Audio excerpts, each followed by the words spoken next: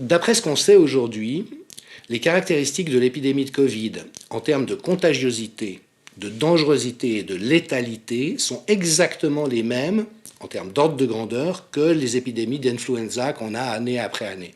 Ni plus, ni moins. Ce qui est rassurant quand même.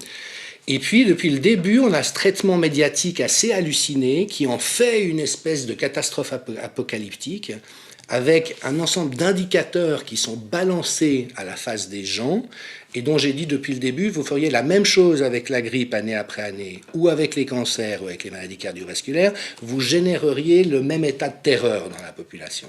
Donc ça, c'est une chose. Et puis la deuxième, c'est qu'il y a effectivement une mortalité très importante dans nos pays, plus que partout ailleurs, avec un discours de la part des autorités qui est intenable sur le plan scientifique, qui est le fait de dire « heureusement qu'on a confiné les gens, regardez le nombre de morts que ça génère, puis si on ne l'avait pas fait, il y aurait encore plus de morts. » Alors qu'une analyse scientifique de la situation montre que les pays où les taux de mortalité ont été les plus faibles, et je rappelle quand même qu'en Corée du Sud, le taux de mortalité était de 4 par million d'habitants. En Suisse, actuellement, on est à 180. En Espagne, on est à 400. Donc, vous voyez l'ordre de grandeur. Il y a 100 fois plus de morts proportionnellement en Espagne qu'en Corée. Toute l'épidémiologie infectieuse nous apprend que ce qu'on a fait est l'inverse de ce qu'il fallait faire. Il ne faut surtout pas confiner l'ensemble de la population comme on l'a fait. Il faut dépister très rapidement pour voir quelles sont les personnes contagieuses et elles les isoler le temps qu'elles ne le soient plus.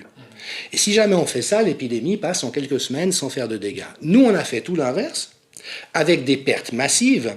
Donc ce que je dis, c'est que l'essentiel des morts du Covid sont des morts politiques.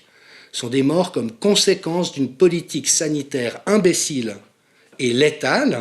Donc ça a tué des milliers de personnes, des décès évitables si on avait réagi intelligemment, et des autorités qui viennent nous dire d'une manière mais scandaleuse.